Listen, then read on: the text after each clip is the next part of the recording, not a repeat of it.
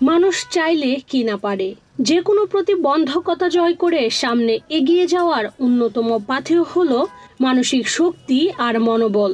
তারই উজ্জ্বল দৃষ্টান্ত উত্তরণ ফুড কর্নারের মালিক শোভা সরকার। রাজধানীর ভাটারা থানা থেকে একটু সামনে আগলেই চোখে পড়বে উত্তরণ ফুড কর্নার। দোকানে সারি সারি সাজানো বার্গার, চিকেন ফ্রাই, শর্মা, ফ্রেঞ্চ ফ্রাই, চাউমিন সহ নানান খাবার।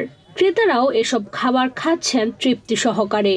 বিষয়টি স্বাভাবিক মনে হলেও এই ফুড কর্নারের মালিক শোভা সরকারের জন্য ব্যাপারটা মোটেও সহজ ছিল না। কারণ শোভা সমাজের অবহেলিত তৃতীয় লিঙ্গের একজন মানুষ। প্রথমে যখন আমি দোকানটা দেই তখন আমার অন্তত 2 মাস কোনো বিজনেস হয়নি। বলেছে হিজড়া দোকান দিয়েছে, নুডলসে কিছু মিশিয়েছে কিনা, খাবো কি খাবো না, এই ধরনের কমেন্টস আসছে।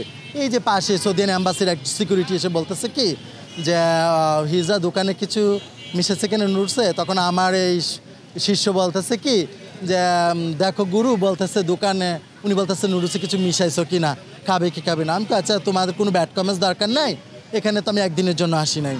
তারপরে ওই লোকটা আমার দোকানে রেগুলার কাস্টমার হয়। তার জীবনের শুরুটা হয়েছিল বাকি 10 জন শিশুর মতোই, কিন্তু বিপত্তি বাধে তৃতীয় লিঙ্গের পরিচয় প্রকাশের পর। এ পরিচয় প্রকাশের পর শুধু সমাজ থেকেই নয়, বিতাড়িত হয়েছেন নিজ পরিবার থেকেও। সবাই তুচ্ছ তাচ্ছিল্যের দৃষ্টিতে দেখেছেন, কেউ সহযোগিতার হাত বাড়িয়ে দেননি। জীবন নিয়ে রীতিমতো অসহায় ছিলেন তিনি। সন্তান যেভাবে জন্মগ্রহণ করুক না কেন, সন্তানই। সে সন্তানকে অবশ্যই কাছে টানতে হবে। আপনারা জানেন দেশে শারীরিক রোগ থেকেই মানসিক রোগী অনেক। আমরা প্রত্যেকেই কিন্তু মানসিক রোগী। আমি বলবো না একদম ডিজিজ, বাট মেন্টাল ট্রমাতে আমরা ভুগি। তারপরে যদি আমি এই জেন্ডারের লোক, আমার সবচেয়ে মেন্টাল হেলথের বেশি প্রয়োজন। কিন্তু আমার বাবা মা হয়তো মূর্খ, এত জানে না মেন্টাল হেলথের বিষয়, সেজন্য হয়তো মানসিক সাপোর্টটা তারা আমাকে দিতে পারেনি। কিন্তু আমাকে মানসিক সাপোর্ট দিয়েছে আমার কমিউনিটির লোক। এমন পরিস্থিতিতেও মনোবল হারাননি শোভা। সমাজের অন্য 10 জন তৃতীয় লিঙ্গের মানুষের মতো বেছে নেননি বিতর্কিত কোনো কাজও। মনোবল ধরে রেখে নিজের সাধ্যের মধ্যে চেষ্টা করেছেন সম্মানজনকভাবে সমাজে টিকে থাকার। বর্তমানে তিনি উত্তরণ ফুড কর্নারে খাবার তৈরি ও ক্রেতাদের পরিবেশন করেন। ক্রেতা বাড়ার সঙ্গে সঙ্গে বেড়েছেন দোকানের পরিসরও। বর্তমানে তিনি ছাড়া আরো 6 জন কর্মচারী রয়েছে তার দোকানে। আমার ছোট্ট একটা দোকানে আপনি দেখতেছেন 6-7 জন কাজ করতেছে, আরও ছিল ও একজন ছুটিতে গেছে। তো হচ্ছে এরকম আমরা যদি পারি না তা না, অফকোর্স পারবো। আমি মনে করি আমার কমিউনিটিকে বলবো যে আপনারা যদি কাজের ইচ্ছা থাকে অবশ্যই কাজ করবেন। আর যারা ভিক্ষাবৃত্তি করছে তারা কিন্তু সাধে করছে না, তারা কাজ না পেয়ে রাস্তায় হাত পাচ্ছে। যখন অনেকগুলো হিজড়া, কয়েকটা প্রতিষ্ঠান, যে পুলিশ প্রশাসনের কথা বলি, এখানে কি হিজড়াদেরকে নিয়েছে? কোনো একটা কোঠা আমরা জানি চালু করেছে, কিন্তু সেটা প্রতিবন্ধীদের সাথে করেছে। এখন এই যে নিয়োগগুলি হচ্ছে, আপনি দেখেন কোনো ডিসেবিলিটি পারসন, কোনো হিজড়া কেউ কাউকে নিচ্ছে না। তৃতীয় লিঙ্গের হয় শোভাকে শুধু পরিবার থেকেই বিতাড়িত হতে হয়নি, হারাতে হয়েছে একটি বেসরকারি প্রতিষ্ঠানে রান্নার চাকরিও। একটা সময় ছিল যখন অর্থের অভাবে ভাত জোটেনি শোভার। অসহায় শোভার সেই কষ্টের দিনগুলো এখন মনে হলেই ঢুকরে কেঁদে ওঠেন। কখনো কখনো মনের অজান্তে জল আসে চোখে। আমি প্রথমে পরিবার থেকে চলে আসছি, পরিবার থেকে দূরে ছিলাম। দূরে থাকার পর যখন আমার বাবা মা আমার খবর নিচ্ছিল না, সেই সময় যে আমি সমাজে অবহেলিত ছিলাম। তখন আমি কিন্তু যখন আমাকে ব্র্যাক থেকে বের করে দিচ্ছে, তখন কিন্তু আমার বাবা মার খবর নেয়নি, বলছে তুই হিজা, এই জন্য তোরে বের করে দিচ্ছে।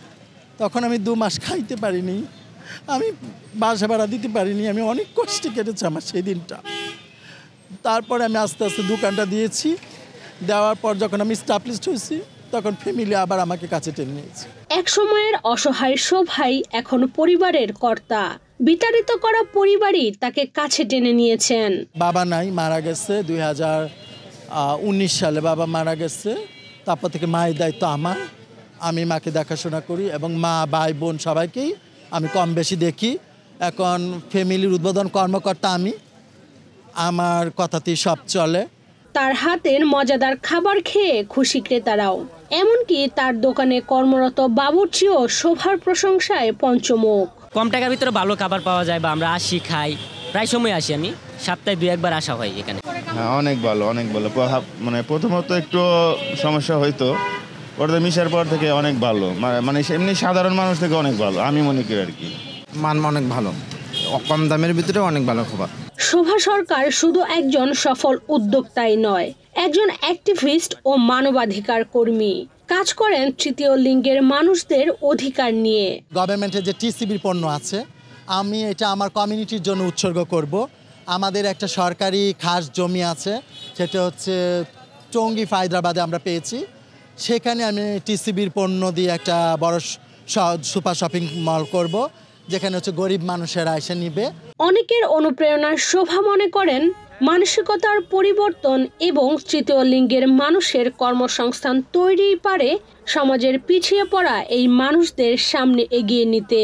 যারা হচ্ছে রাস্তায় ভিক্ষাবৃত্তি করছে, তারাও হচ্ছে একসময় সেটা করবে না যদি হচ্ছে সমাজে সবাই হচ্ছে স্থায়ী দেয়। যেমন আমরাও তো মানুষ বলেছিল, আমার কমিউনিটির লোকই বলেছিল, তুই দোকান দিছিস, তোর দোকান থেকে কে খাবে, তোর দোকান চলবে। অথচ আমি 7 বছর রানিং আমার দোকান কিন্তু এখন ব্র্যান্ডিং চলছে। আমি এমনও আমার দিন গেছে, আমি আগে টুকেন দিছি, তারপর তারা খাবার নিচ্ছে। শোভা কাজ করতে চান সমাজের অবহেলিত পিছিয়ে পড়া মানুষদের নিয়ে, যেখানে লিঙ্গ পরিচয়ে কোনো ভেদাভেদ তৈরি হবে না। শুধু এই জনগোষ্ঠী না, আপনার সংখ্যালঘু যারা হচ্ছে পরিত্যক্ত নারী, তারপরে অনেক নারীরা নির্যাতন হয়, ওইসব নারী নিয়েও কাজ, চাইল্ডদের নিয়েও কাজ করি, এই জায়গাগুলিতে আমরা কাজ করি। শোভার চাওয়া মানুষের পরিচয় হবে কর্মের মাধ্যমে, নারী পুরুষ কিংবা লিঙ্গ পরিচয় নয়। তার এ আশা পূরণের মাধ্যমে আমরা কবির কণ্ঠে কণ্ঠ মিলিয়ে বলতে পারবো, গাহি সাম্যের গান, যেখানে আসিয়া এক হয়ে গেছে সব বাধা ব্যবধান। ইশরাত চৈতি, বাংলাদেশ প্রতিদিন।